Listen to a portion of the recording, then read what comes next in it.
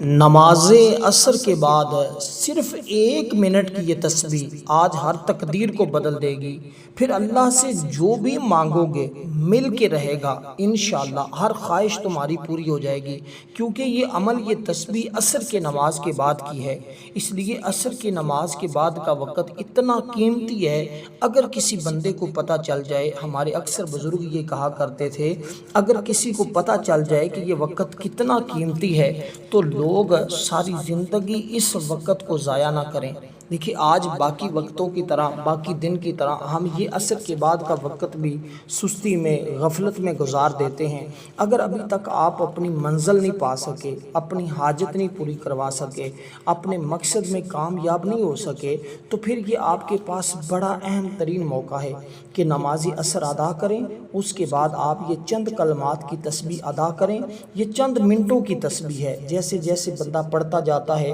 ویسے ویسے اس کا مقدر سنورتا جاتا ہے، ویسے ویسے حاجتیں پوری ہوتی جاتی ہیں۔ اس لیے اس تسبیح کے پڑھنے کا بڑا خاص اور بڑا ایک اہم طریقہ ہے۔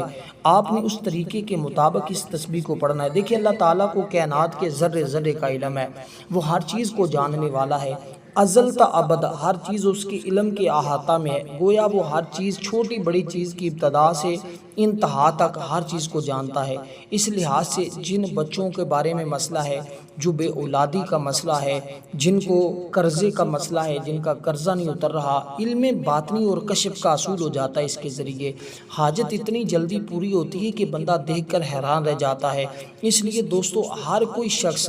آپ کیا جو ہے وہ دیوانہ ہوگا کہ واقعی اس بندے کے ہاتھ میں کچھ ایسا ہے کہ جس مقصد کے لیے آپ یہ عمل کریں گے، بیٹھے بٹھائے جس کے تمام مقاصد پورے ہو جائیں، جس کی تمام حاجتیں پوری ہو جائیں، جس کو اللہ کے خزانے ملنا شروع ہو جائیں، جس کو رحمت خدا بندی ملنا شروع ہو جائے، اس بندے سے بڑھ کر اور خوش نصیب کون انسان ہو سکتا ہے؟ تو آپ نے سب سے پہلے دوستو اس کو پڑھتے ہوئے 7 مرتبہ حضور علیہ الصلوۃ والسلام کی ذات پر آپ نے درود پاک پڑھنا ہے۔ درود ابراہیم آتا ہے تو وہ پڑھیں، اگر وہ نہیں آتا تو پھر کوئی دوسرا درود پاک بھی آپ پڑھ سکتے ہیں، کیونکہ دیکھیں، رزق ہر بندے کی بنیادی ضرورت ہے۔ اللہ ہی ہر ایک کو رزق دینے والا ہے۔ آپ کا بے اولادی کا مسئلہ ہے، آپ کی شادی کا مسئلہ ہے، آپ کی غربت کا مسئلہ ہے، آپ کی تنگ دستی کا، پریشان حالی کا، گھر میں نحوست کا، لڑائی جھگڑوں کا مسئلہ ہے،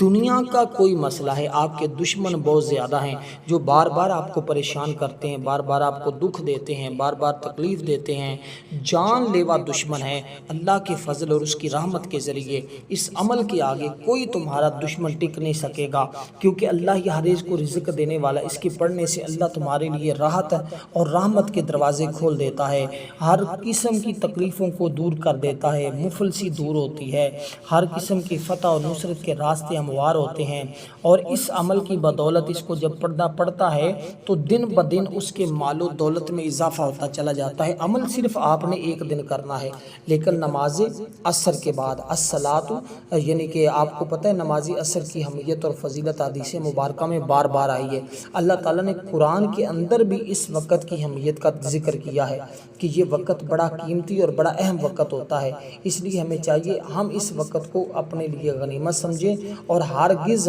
اس وقت کو سستی میں نہ گزاریں، بلکہ 1 مرتبہ اس عمل کو ضرور اس ترتیب کے ساتھ کر کے دیکھیں، پھر دیکھنا کیسے تمہارے اوپر رحمت خداوندی موسلا دھار بارش کی طرح برستی ہے۔ اس لیے اب آپ نے سب سے پہلی چیز کہ تعوذ اور تسمیہ پڑھ کر اپنے عمل کا آغاز کرنا ہے۔ صرف 3 مرتبہ آپ نے یہ دعائے مبارکہ پڑھنی ہے جو دعا میں آپ کے سامنے ذکر کرنے لگا ہوں۔ دیکھیں، انسان کی فلاح اسی ایک کلمے میں اور دعا میں پوشیدہ ہے کہ ہمہ وقت اللہ کی پناہ میں رہے، اور جب بھی کوئی عمل کرے تو شیطان سے وہ بچا رہے، اور جب بھی کوئی بندہ شیطان سے بچ جاتا ہے عمل کے دوران، یعنی عمل کرتے ہوئے وہ شیطانی وسوسوں سے محفوظ رہتا ہے، شیطانی وسوسوں سے بچ جاتا ہے، تو پھر اللہ کا کرم اس کے اوپر یہ ہوتا ہے کہ اللہ تبارک و تعالیٰ اس عمل کے اندر اس کو کامیابی عطا کرتا ہے۔ اس لیے کہ اس کے فضائل جو دعا میں آپ کو بتانے لگا ہوں، قرآن و حدیث میں بہت زیادہ آئے ہیں، اور پھر حضرت ماقل بن یسار رضی اللہ تعالیٰ نے بیان کرتے ہیں نبی علیہ الصلوۃ والسلام نے فرمایا جو شخص اس کو 3 مرتبہ پڑھتا ہے نا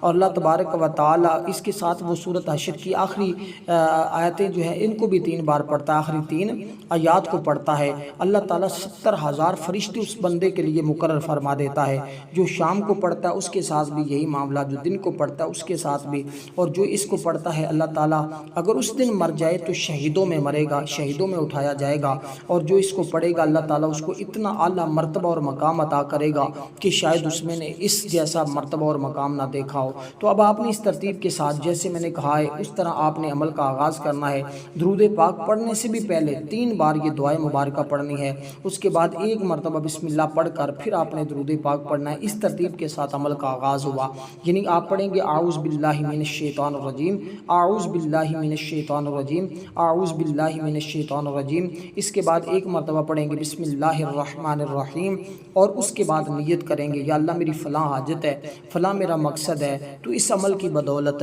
اس اپنے کلام کی برکت سے، اپنے اس نام کی برکت سے تو میری فلاں حاجت کو پورا فرما دے۔ اللہ اپنی رحمت کے ذریعے آپ کی حاجت کو پورا فرما دے گا۔ اب آپ نے جب یہ پڑھ لیا، یہ پڑھنے کے بعد اب دوستو آپ نے درود پاک جیسے میں نے کہا جو تعداد میں نے بتائی ہے، جو درود پاک میں نے آپ کے سامنے عرض کیا ہے، آپ نے اس کو پڑھ لیا، آپ سمجھ لیں عمل کا آغاز ہو چکا ہے۔ عصر کی نماز کے بعد اب یہ صرف 3 کام، یہ ابتدائی چیز تھی جو ہر ایک کے لیے کرنا انتہائی ضروری ہوتا ہے۔ عمل میں کامیابی کا ایک یہی تو راز ہے، اس لیے کہ اس کو جب پڑھیں گے، دیکھیں یہ جو میں نے دعا آپ کو سب سے پہلے بتائی ہے نا، اس کا پڑھنا جب کوئی شیطانی وسوسے آئیں، نماز میں خیالات کے وقت، تلاوت سے پہلے، بیت الخلاء جاتے وقت، صبح و شام کے اذکار میں، برے خواب دیکھ کر، حالت غصہ میں، ہم بستری سے پہلے، جب گدا رہیں گے، گمراہی کا خدشہ محسوس ہو، شرک کا خدشہ ہو، بے روا روی، سفر سے پہلے، سفر میں پڑاؤ کے وقت، اندھیری رات میں چلتے وقت، بادل دیکھ کر، اس کو پڑھنے سے آپ ان تمام شر سے محفوظ ہو جاتے ہیں۔ اس لیے صحابہ کرام کو آقا علیہ الصلوۃ والسلام اس کی تعلیم دیتے تھے۔ حکمت الہی کے مطابق ہر مسلمان کا شیطان دشمن ہے، چاہے وہ انسان جس حال میں بھی ہے، جیسا بھی ہے، شیطان اس کا دشمن ہے۔ چنانچہ شیطان انسان کا خلا دشمن بلکہ ہر مصیبت اور آفت کی بنیاد ہے، ہر وقت انسان کو نقصان پہنچانے کی وہ کوشش کرتا رہتا ہے۔ چنانچہ شیطانی شر اور شیطانی چیلوں سے تحفظ اللہ کی پناہ سے ہی حاصل ہوتا ہے۔ یہی وجہ اللہ تعالیٰ نے مکمل ایک صورت شیطانی اور شیطانی چیلوں سے شر سے بچنے کے لیے نازل فرمائی ہے۔ جو لوگ اخلاص کے ساتھ اللہ کی پناہ کر حاصل کرتے ہیں، اسی پر توکل کرتے ہیں، شیطان اپنی کسی ہتھ کنڈا سے ان پر غالب نہیں آ سکتا اور نہ ہی ان کو خسارے میں ڈال سکتا ہے۔ اس لیے انسان کی مالی، روحانی، جسمانی، سماجی فتنوں کے خلاف مؤثر ڈال ہے۔ اس لیے ہمیں چاہیے ہم ہمیشہ اللہ تعالیٰ پر یقین رکھیں اور اس کی طرف ہمیشہ اپنے مشکل میں رجوع کرتے رہا کریں تاکہ ہماری ہر مشکلوں کو وہ آسان فرما دے، کیونکہ حل کرنے والی ذات وہی ہے۔ یہ اعمال تو ایک وسیلہ ہوتے ہیں جس کے ذریعے ہم اس کی بارگاہ میں پہنچتے ہیں، اس کے ذریعے ہمیں اللہ کا قرب نصیب ہوتا ہے، اس کی محبت نصیب ہوتی ہے۔ اب آپ نے اللہ تعالیٰ کا یہ اسم مبارک پڑھنا ہے یا وہاب، جس کا مطلب ہے بہت زیادہ عطا کرنے والا۔ اس سے مطلب یہ ہے کہ آپ جس چیز کا سوال کریں گے اللہ تعالیٰ اسی چیز کو آپ کے اوپر عیاں کر دے گا، کھول دے گا۔ اب یہ حاجت کے لیے بھی ہے، رزق کے لیے بھی ہے، اس کے اندر بہت سارے راز پوشیدہ ہیں۔ اس کا مطلب ہوتا ہے بہت زیادہ دینے والے، جس کا مطلب بغیر معاوضے کے، ایسی عطا کہ جس میں کوئی غرض نہیں ہے، جو چاہے عطا فرما دے، بغیر عوض کے دوسروں پر مال و دولت نشاور کر دے۔ اسی طرح بے سوال عطا کرنے والے کو بھی وہاب کہتے ہیں۔ اپنی مخلوق کو اس انداز سے دیتا ہے کہ اس کا کوئی ثانی نہیں، کیونکہ دنیا میں اللہ کے علاوہ اور کوئی ذات ایسی نہیں جو بغیر مانگے، بغیر کسی غرض کے عطا کرتی ہو۔ اے اللہ تعالیٰ کی صفت مبارکہ ہے، وہ اس کی بدولت عطا کے خزانے کھول دیتا ہے، جو چیز مانگنے مل جاتی ہے۔ اس لیے جو غربت سے دوچار ہیں، تنگی سے دوچار ہیں، رزق کی وجہ سے پریشان ہیں، اولاد کی وجہ سے پریشان ہیں، کاروبار کی وجہ سے پریشان ہیں، اپنا گھر نہیں ہے، مال نہیں ہے، گاڑی نہیں ہے، بنگلہ نہیں ہے، مقروض ہو چکے ہیں، جس بھی مشکل کے اندر ہیں، اللہ کے فضل سے، رحمت کے ذریعے ذرائع آمدن میں اتنا اضافہ ہوگا، یکدم حالات بدل جائیں گے، ہر کوئی دیکھتا رہ جائے گا، تھوڑے ہی عرصے میں اتنا اللہ غنی کر دے گا کہ ہر مقصد ان کا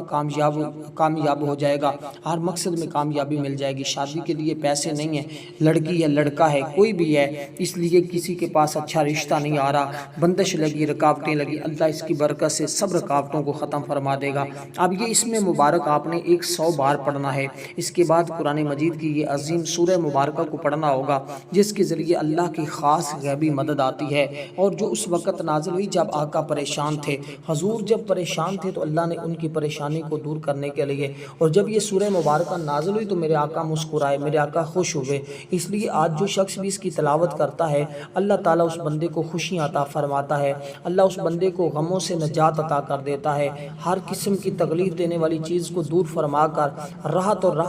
رحمت کے باب اس بندے کے لیے کھول دیتا ہے۔ اس لیے اس سورہ مبارکہ کا مطلب یہ ہے کہ اے محبوب، بے شک ہم نے تمہیں بے شمار خوبیاں عطا فرمائی ہیں، تو اپنے رب کے لیے نماز پڑھو، قربانی کرو، تمہارا دشمن ہے وہی ہر خیر سے محروم ہوگا، بلکہ اللہ تو تمہیں اتنا عطا فرمائے گا کہ تمہارا ذکر تو قیامت تک جاری اور ساری رہے گا۔ اس لیے دوستو یہ وہ لمحات ہیں، یہ وہ برکتوں والی گھڑیاں ہیں کہ جس میں ہم اللہ تعالیٰ سے وہ سب کچھ حاصل کر سکتے ہیں جس کی ہمیں زندگی میں ضرورت ہوتی ہے، کیونکہ یہ ایک ایسی طاقتور صورت ہے جو کالے علم سے 100 گنا زیادہ فوری اثر کرنے والی ہے، ایسے آسان اور زبردست نتائج کی حامل ہے کہ جو آپ کو دوسرے اعمال سے بے نیاز کر دیں گے۔ ایک ایسی طاقتور صورت ہے جس سے آپ اپنی زندگی میں پیش آنے والے تمام مسائل فوری حل کروا سکتے ہیں۔ اس لیے آپ نے اس ترتیب کے ساتھ اس سورہ مبارکہ کو پڑھنا ہے، کیونکہ یہ سورہ مبارکہ دولت، رزق، عزت، شہرت ہے، یہ تمام چیزوں کے لیے بڑی مؤثر ہے، لیکن اس کی تعداد جو میں آپ کو بتا رہا ہوں، ہر بار آپ نے بسم اللہ کے ساتھ اس سورہ مبارکہ کی تلاوت کرنی ہے۔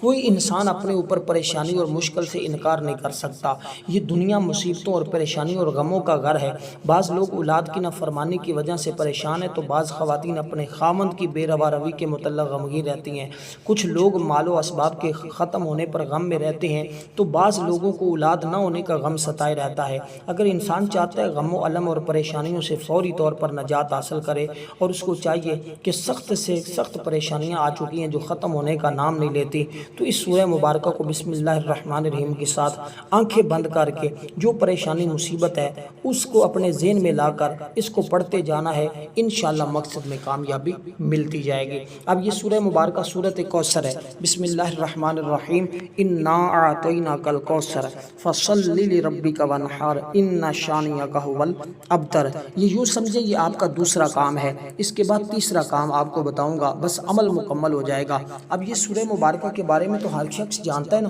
یہ بچے کو آتی ہے، اس کی صرف 3 آیات ہیں۔ اس کو پڑھنے کے بعد جب بندہ دعا کرتا ہے نا، دعا فوراً قبولیت تک پہنچ جاتی ہے، کیونکہ پریشانی تو انسان کو کسی بھی وقت آ سکتی ہے، تو جس دن بھی آئے آپ اس کو نماز عصر کے بعد عمل کو کر لیں، اسی دن پریشانی ختم ہو جائے گی۔ اس لیے اس پہ ایک ہی دن کی برکت سے اللہ تعالیٰ آپ کے سب غم دور فرما دے گا۔ اس لیے اس کے ذریعے گناہ معاف ہو جاتے ہیں، مصیبتیں جو پہنچتی ہیں وہ ہمارے ہاتھوں کی وجہ سے ہوتی ہیں، وہ ہمارے ہاتھوں کی کمائی ہوتی ہے، لیکن جب بندہ اس کو پڑھتا ہے، میں نے بڑے اپنے کلاس فیلووں کو، بڑے دوستوں کو، بڑے شاگردوں کو اس کے بارے میں آگاہ کیا ہے، اور جس نے بھی پڑھا ہے الحمدللہ کامیابی اس کا مقدر رہی ہے۔ اب اسی لیے آپ نے اس سورہ مبارکہ کو اس ترتیب کے ساتھ دوستو صرف اور صرف آپ نے 21 بار پڑھنا ہے۔ یہ جو تعداد آپ کو بتائی ہے، جو آپ کو ترتیب عمل کی بتائی ہے، اس میں آپ نے خاص یہ خیال رکھنا ہے کہ آپ نے نہ ترتیب آگے پیچھے کرنی ہے، نہ تعداد میں کمی بیشی کرنی ہے۔ انشاءاللہ تعالیٰ پھر دیکھیں گے جس قدر اللہ کی رحمتیں ملیں گی نا، آپ خود حیران رہ جائیں گے۔ اس لیے آپ نے دوستو اب اس ترتیب کے ساتھ دیکھیں، معروف معنی تو یہ ہے کہ اللہ تعالیٰ سے ہم توبہ کریں، گناہوں کی آلودگی سے ہم ہمیشہ کے لیے محفوظ رہیں۔ اس لیے توبہ کے مفہوم کی وضاحت کرتے ہوئے سیدنا غوث العظم شیخ عبد القادر جیلانی فرماتے ہیں، اتباع نفس سے اجتناب کرتے ہوئے اس میں یکسوئی اختیار کر لو، پھر اپنا آپ حتیٰ کہ سب کچھ اللہ کے سپرد کر دو، اپنے قلب کے دروازے پر اسی طرح پہرا دو کہ اس میں احکام الہی کے علاوہ کچھ دوسری چیز داخل نہ ہو، ہر چیز کو اپنے قلب میں جگہ نہ دو، اور جو چیز کا اللہ نے حکم دیا بس اسی کو اپنے دل میں جگہ دو، تو انشاءاللہ تعالی تم پر اللہ کا ایسا فضل ہوگا، ایسا کرم ہوگا کہ تم دیکھ کر حیران رہ جاؤ گے تمہاری ہر دعا کی قبولیت ہوگی۔ تم اپنے حق میں دعا کرو یا دوسروں کے حق میں دعا کرو، جس کے لیے بھی دعا کرو گے تمہاری ہر دعا قبول ہو جائے گی۔ اب دوستو اس کے بعد آپ نے 100 بار یہ تسبیح پڑھنی ہے، جس کے ذریعے اگر تمہارے گناہ سمندر کی جھاگ کے برابر بھی ہوں، اللہ تعالیٰ معاف فرمانے والا ہے، وہ معاف فرمانے پر قدرت رکھتا ہے۔ دیکھیں حضرت ابو سعید خدری رضی اللہ تعالیٰ عنہ بیان کرتے ہیں، حدیث قدسی ہے، شیطان مردود کی اس قسم کا جواب اس طرح دیا گیا کہ حضور علیہ السلام نے ارشاد فرمایا، شیطان نے بارگاہ الہی میں کہا، اے اللہ مجھے تیری عزت اور جلال کی قسم، میں تیرے بندوں کو جب تک ان کی روحوں میں ان کے جسموں میں باقی رہیں گے گمراہ کرتا رہوں گا۔ اللہ پاک نے فرمایا، مجھے اپنی عزت اور جلال کی قسم، جب تک وہ میرے بندے مجھ سے بخشش مانگتے رہیں گے میں انہیں بخشتا رہوں گا۔ یہ احمد بن حنبل کی حدیث مبارکہ ہے۔ حضرت ابو ہریرہ فرماتے ہیں، جو شخص مجلس میں بیٹھا اور اس نے لغو باتیں کی، وہ اٹھنے سے پہلے، اے اللہ میں تعریف کے ساتھ تیری پاکیزگی بیان کرتا ہوں، میں گواہی دیتا ہوں تیرے علاوہ کوئی معبود نہیں، تجھ سے بخشش مانگتا ہوں، تیری طرف رجوع کرتا ہوں، اس پر یہ الفاظ کہہ لے، اللہ اس کے سابقہ گناہوں کو معاف فرما دیتا ہے۔ بڑے بڑے ایسے واقعات ہیں کہ اللہ تعالیٰ نے بڑے بڑے گناہ گاروں کی بخشش فرما دی۔ اس لیے ہماری عصر کے بعد ایک خصوصی دعا بھی ہوتی ہے، جو لوگ اس دعا میں اپنا نام شامل کروانا چاہتے ہیں 10 بار درود پاک پڑھ کر کمنٹ میں نام لکھیں، انشاءاللہ ان کو دعا میں شامل کر لیا جائے گا۔ اب جو تسبیح آپ نے پڑھنی ہے، جو تعداد میں نے بتائی اس کے برابر پڑھنی ہے، اس کے بعد درود پاک پڑھنا ہے آپ نے جتنی بار ہم نے شروع میں پڑھا تھا، وہ جو تسبیح ہے وہ آپ نے یہ الفاظ صرف پڑھنے، استغفر اللہ استغفر اللہ استغفر اللہ، تصور گناہوں کا رکھنا ہے، پھر اللہ سے دعا کرنی ہے، انشاءاللہ رادنی